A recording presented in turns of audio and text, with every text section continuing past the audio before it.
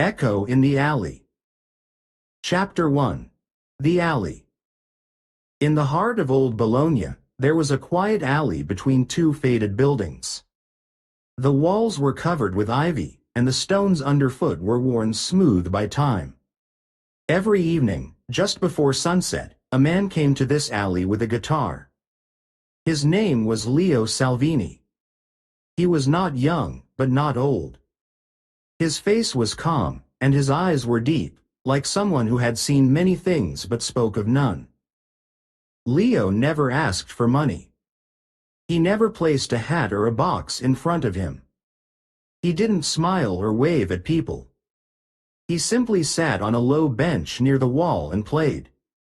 His music was soft, slow, and strange. It didn't sound like jazz or classical or folk. It was something else, something that felt old and new at the same time. The notes seemed to float in the air and settle into the stones. People passed by on their way home, to work, or to meet friends. Some didn't notice him. But others stopped. They stood quietly, listening. Some stayed for a few minutes. Others stayed longer. A few cried without knowing why. Some walked away in silence, their thoughts heavy. No one could explain what they felt. The music touched something inside them, something they didn't understand. Leo didn't speak. He didn't look at the crowd. He kept his eyes on the guitar, his fingers moving gently. He played as if the music came from somewhere else, not from him. He had played in this alley for years. No one knew where he lived or what he did during the day. He arrived with the same quiet steps and left without a sound. The alley became known to a few people as a special place. Not because of its beauty, but because of the feeling it gave. It was not marked on maps. Tourists didn't visit it. But those who had heard Leo's music remembered it. They didn't talk about it much. It was hard to describe. It was not just music, it was memory, emotion, and something deeper. Leo had once played in other places. Parks, squares, even small theaters. But after a personal loss, he stopped performing for crowds. He found the alley by accident one evening and felt something there. Since then, he returned every day. The music helped him stay connected to something he couldn't name. He didn't play for others. He played because he had to. The alley was quiet except for the music. Birds flew overhead. The light changed slowly as the sun went down. The shadows grew longer, and the stones turned golden. People came and went, but Leo remained. His guitar spoke in a language without words.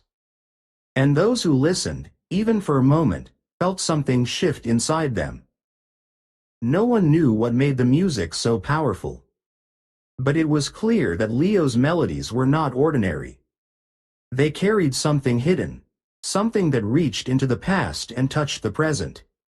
And in the quiet alley of Bologna, the echo of his music began to change lives, one note at a time. Chapter 2. First Visions. The alley was quiet again. The sun had started to set, and the warm light touched the old stones.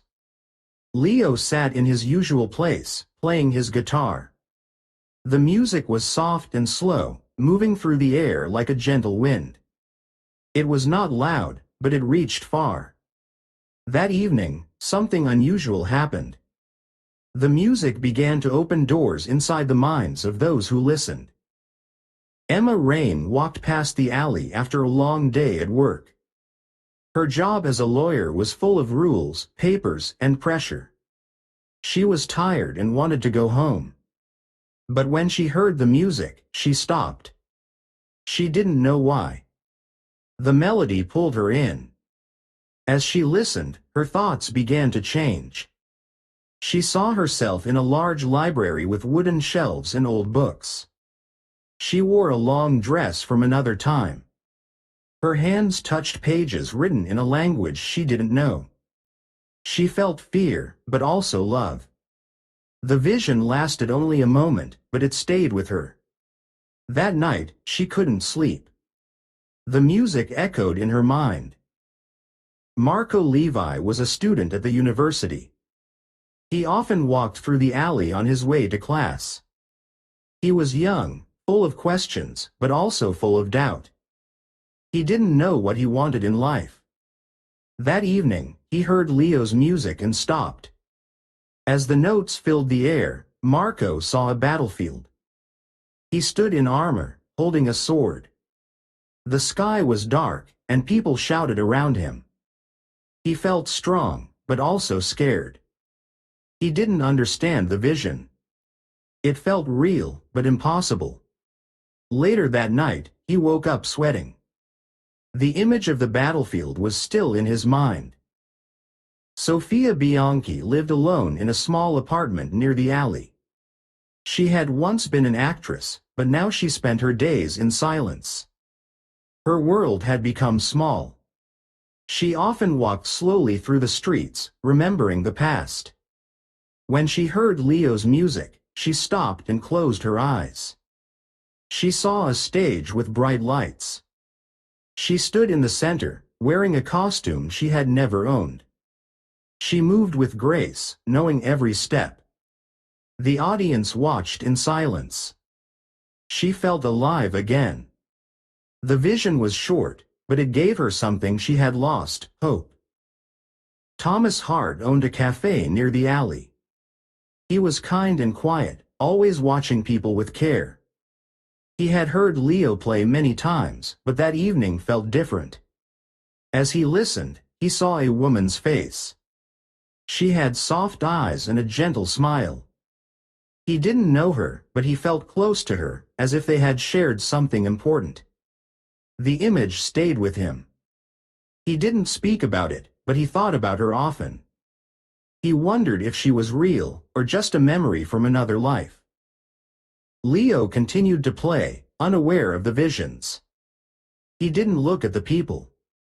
He didn't ask questions. He only played. But his music had begun to touch something deep inside those who listened. It was not just sound. It was a key. And for Emma, Marco, Sophia, and Thomas, it opened a door they didn't know existed. The alley remained quiet. The sun disappeared behind the rooftops. The music faded into the night. But the visions stayed. They were not dreams. They were pieces of something forgotten. And now, they had returned. Chapter 3. Searching for Answers. The alley became a quiet meeting place. More and more people returned, drawn by something they could not explain. They came back not just to hear the music, but to feel it again. They stood in silence, hoping to understand what had happened to them. Some asked Leo questions, but he never replied. He only played. His eyes stayed on the guitar, and his fingers moved with calm purpose. The music was his only answer. Emma Rain returned to the alley almost every evening. She stood at the edge, listening with her arms crossed. She didn't believe in magic or fate. She believed in facts, in logic, in things that could be proven. But the vision she had seen in the alley had shaken her. She began reading books about memory, dreams, and reincarnation. She searched for scientific explanations, but none of them felt right. Late at night, she wrote in a notebook, trying to describe what she had seen in the library from another time. The more she wrote, the more she felt that the vision was not imagination. It was something real, something hidden inside her. Marco Levi felt restless. He couldn't focus on his studies. The battlefield he had seen in his vision returned in his dreams. He saw faces, heard voices, and felt fear that didn't belong to his current life. He went to a therapist, hoping to find peace. He talked about stress, about school, about pressure. But he didn't mention the vision. He was afraid the therapist would think he was losing his mind. Still, nothing helped. One day, he skipped class and sat in the alley for hours, hoping the music would return the vision and give him more answers. But Leo played the same way as always, calm, distant, and silent. Sofia Bianchi began to write again. She had not written anything in years. But now, she filled pages with scenes, dialogues, and emotions. The strange thing was that the stories didn't feel like fiction. They felt like memories. She described a theater she had never visited, a role she had never played, and a man she had never met but missed deeply. She didn't know where these images came from, but they felt true. She started to believe that the music had opened a door to another life, one she had forgotten.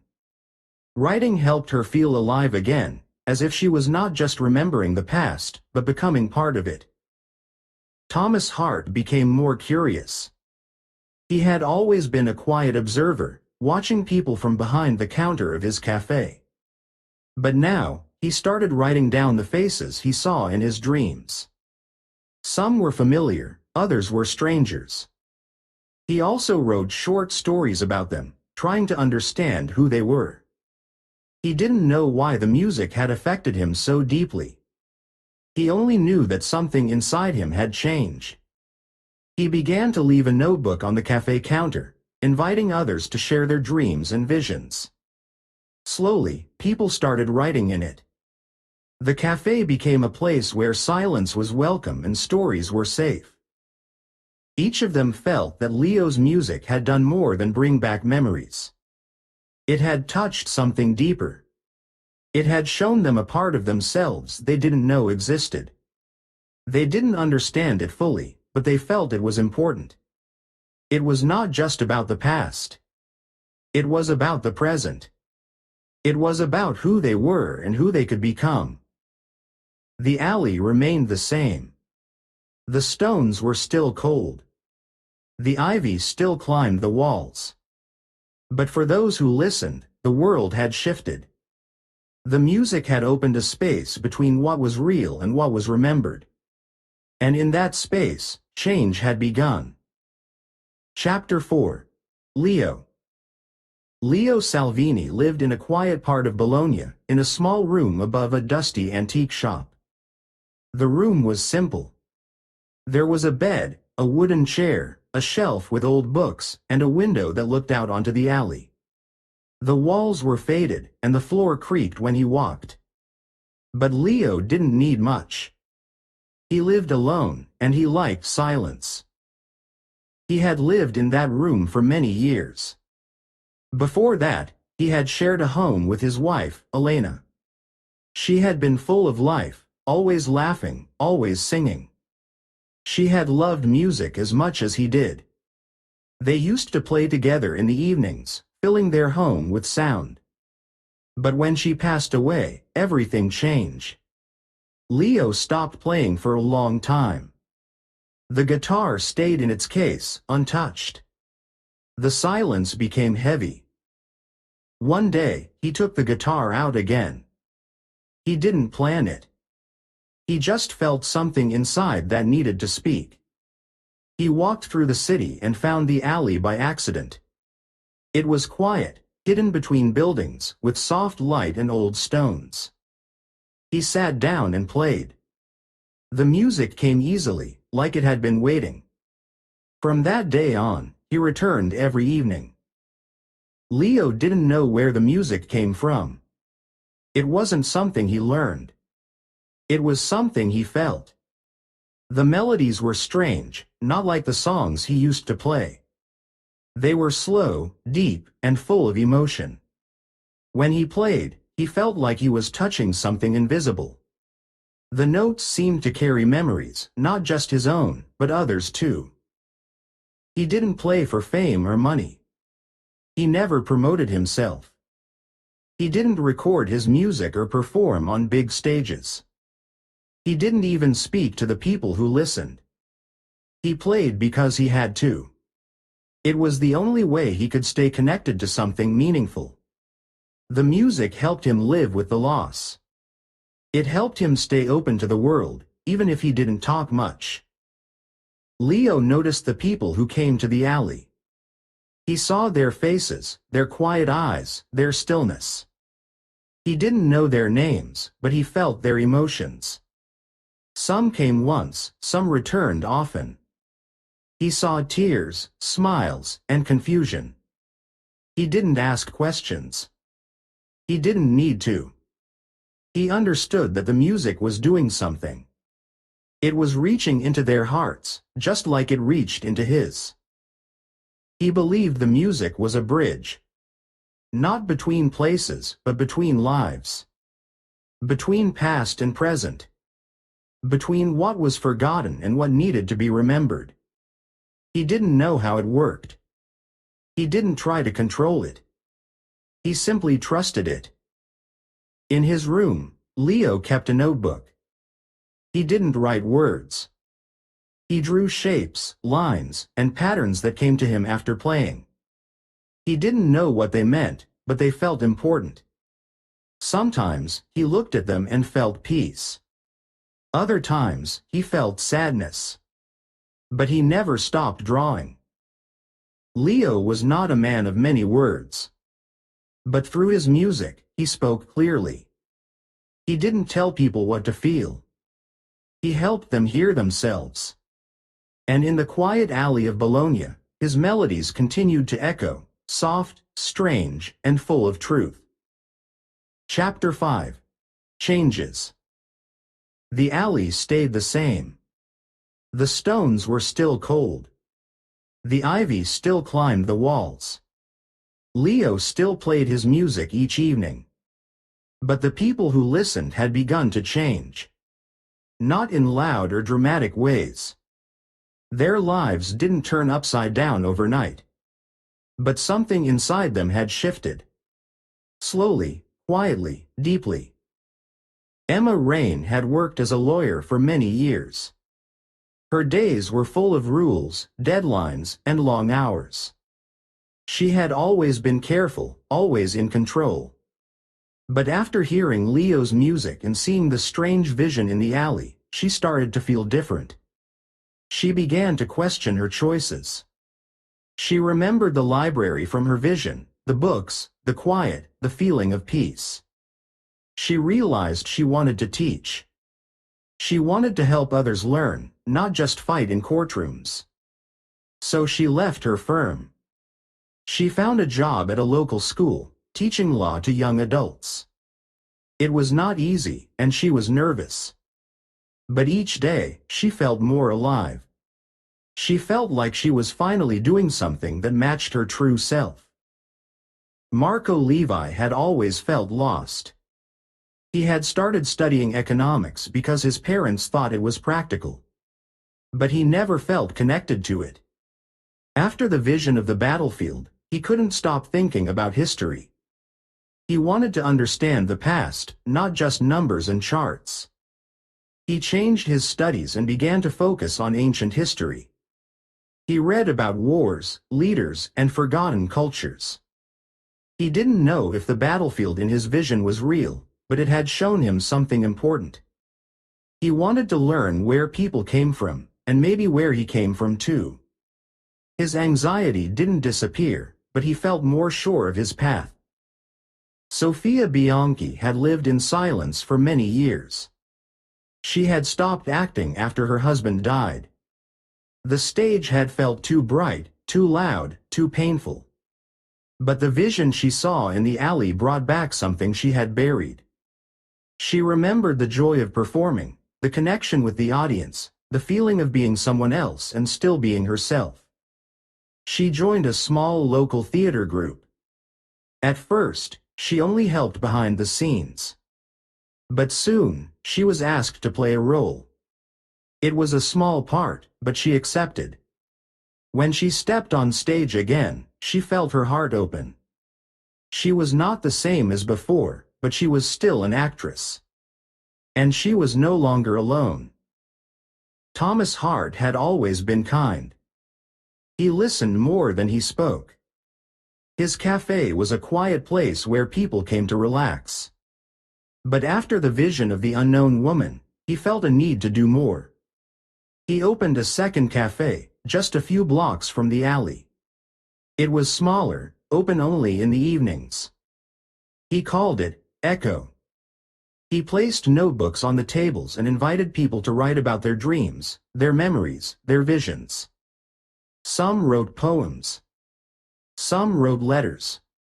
Some just drew shapes. Thomas read them all. He didn't judge. He simply listened. The cafe became a place of reflection, a place where silence was welcome and stories were safe. None of them spoke much about Leo. They didn't need to. His music had done its work. It had opened something inside them. It had helped them remember who they were, or who they could be. The changes were quiet, but they were real. And each evening, as the sun went down and the alley filled with soft music, they continued to grow. The city of Bologna moved on as usual. Cars passed. People hurried. Shops opened and closed. But in one small alley, something different was happening. A musician played. And 5 lives, once ordinary, were becoming something more. Chapter 6. Disappearance. The sun set over Bologna like it always did. The sky turned orange, then pink, then faded into soft blue. The alley waited in its usual silence. The ivy on the walls moved gently in the evening breeze. The stones underfoot were cool and familiar. But that evening, something was missing. Leo did not come. At first, no one noticed. People passed by, expecting to hear the soft sound of his guitar. A few stopped, looked around, and waited. The bench where he always sat was empty. The corner where his music usually floated through the air was quiet. Some thought he might be late. Others thought he might return the next day. But he didn't. The next evening, the alley was still empty. No music. No Leo. The silence felt heavier now. People stood longer, unsure what to do. They looked at each other, but no one had answers. His absence was quiet, but it filled the space. Thomas Hart felt something was wrong. He had known Leo in his own way, not through words, but through presence. He had watched him play for years. He had seen the way people changed after hearing the music. He decided to visit the old shop where Leo lived above. The door was unlocked. The room was small and still. There was no sign of struggle, no sign of goodbye. Only a single chair stood near the window. On it rested Leo's guitar. The strings were silent, but the instrument seemed to hold a memory. Thomas stood in the room for a long time. He didn't touch anything. He just looked around. The shelf with old books, the notebook with strange drawings, the quiet air, it all felt like Leo, but without him. It was as if the man had simply faded into the music he once played. Word spread slowly. People who had listened to Leo's music came to the alley and found it empty. Some left flowers. Some sat in silence. Some brought their own instruments and played soft melodies, trying to fill the space he had left behind. But no one could play like Leo. His music had come from somewhere deeper. Emma, Marco, Sophia, and others who had been changed by his music felt the loss in a personal way. They didn't speak about it much, but they carried it with them. They still heard the music, not with their ears, but inside. It came to them in quiet moments, in dreams, in memories. It was part of them now. Leo had disappeared, but what he gave remained. His music had opened something in people. It had helped them remember, reflect, and change.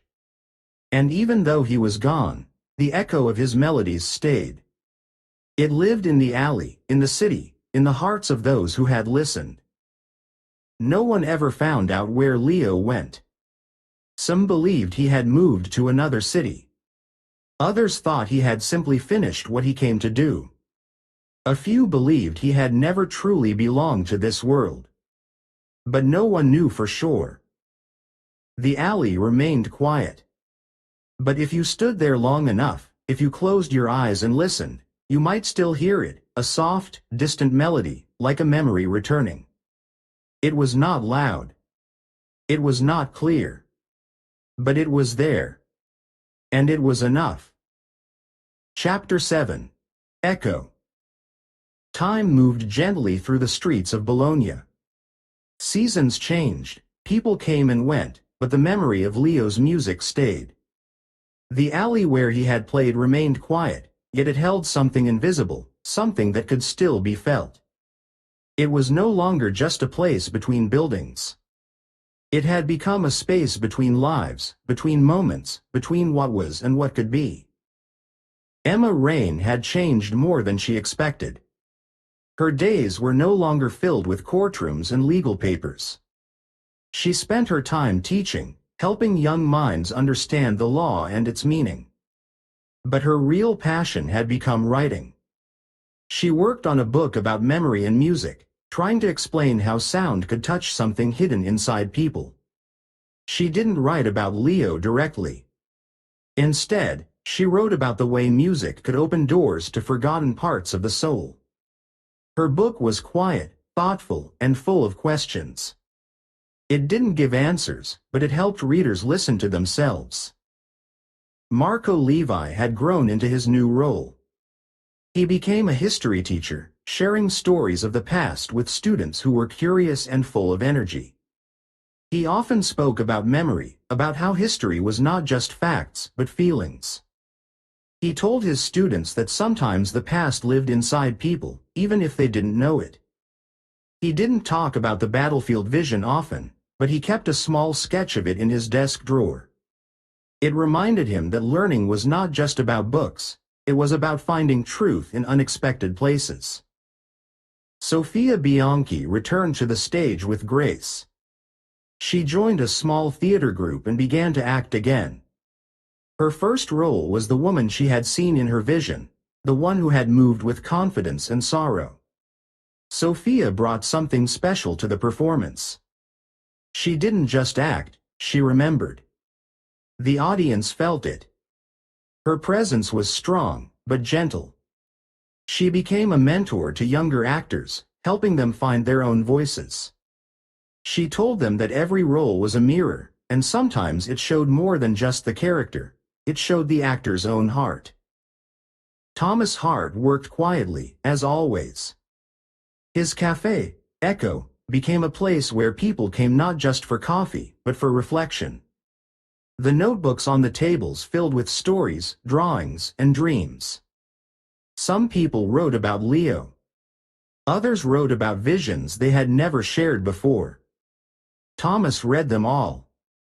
He didn't judge or explain. He simply listened. He also began organizing a small street music festival each year in Leo's honor. Musicians from different places came to play in the alley. They didn't try to copy Leo's style. They played their own music, but with the same spirit, honest, quiet, and full of feeling. The alley changed too. It became a place of memory. People came to sit, to think, to feel. Some brought instruments. Some brought books. Some just stood in silence. The walls didn't speak, but the space held something deep. Leo's music had become an echo, not a sound, but a presence. It lived in the people who had heard it. It lived in their choices, their changes, their stories. No one knew where Leo had gone. But they didn't need to. He had given something that stayed. His music had helped people remember who they were. It had helped them become who they wanted to be. And in the quiet alley of Bologna, that echo continued to grow. Not loudly. Not quickly. but deeply. Chapter 8.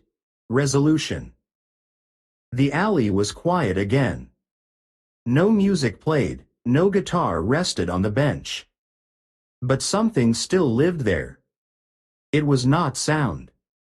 It was not memory. It was something deeper, something that stayed even after Leo was gone. Emma Rain walked through the alley one morning on her way to the school.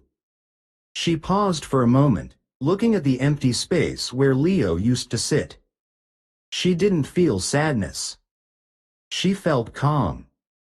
She had changed her life, but more than that, she had changed herself. The vision she once saw in the alley had not been a dream. It had been a message. A reminder of who she was before the world told her who to be. Now, when she taught her students, she didn't just teach law. She taught them how to listen, to others, to themselves, and to the quiet moments in between. Marco Levi often returned to the alley after his classes. He would sit on the edge of the stone path and read. Sometimes he brought his students there, telling them stories about the city, about history, about how the past was not just in books but in people. He no longer feared the unknown. The vision of the battlefield had shown him that fear was part of courage. He had learned that the past was not something to escape, it was something to understand. And through that understanding, he had found peace. Sofia Bianchi stood on stage once more, under soft lights, in front of a small audience. She performed with grace, but also with truth. The role she played was not just a character. It was a reflection of the woman she had once been, and the woman she had become. The vision had given her more than a memory, it had given her a second chance. She no longer feared time or silence. She embraced them both. After each performance, she walked home through the alley, smiling to herself, as if thanking someone who was no longer there. Thomas Hart kept the cafe open late. People came to write, to talk, to sit in silence. The notebooks on the tables were filled with dreams, questions, and quiet thoughts. He read them sometimes, not to judge, but to understand. He believed that everyone carried something forgotten inside them. Leo's music had helped people remember. Now, Thomas helped them hold on to what they found. He didn't try to explain what had happened in the alley. He simply said that sometimes, the right sound at the right moment could change everything. The visions people saw were not random. They were not just pictures from the past. They were keys, small pieces of truth that had been hidden, waiting to be found. Leo's music didn't show history. It showed what had been buried inside. It helped people see what they had lost, what they had ignored, or what they had feared. And once they saw it, they could choose. They could stay the same, or they could change. Not all visions were beautiful. Some were painful. Some brought tears. But all of them were honest. And that honesty had power. It opened hearts. It opened minds. It made people brave enough to face themselves. Leo never returned. But his gift remained. It lived in the alley, in the cafe, in the pages of Emma's book, in Marco's lessons, in Sophia's voice, and in the quiet smiles of people who had once stood in the alley and listened. The echo of his music was not just a sound. It was a mirror. And for those who were ready to listen, it showed them who they truly were. Moral. Sometimes, to change your life, you must hear what was long forgotten. Music can be more than sound, it can be a mirror. And if you're ready to listen, you're ready to change. Thank you for your attention. If you like the story, please like and subscribe. It motivates us to make new videos and helps us promote the channel. Thank you.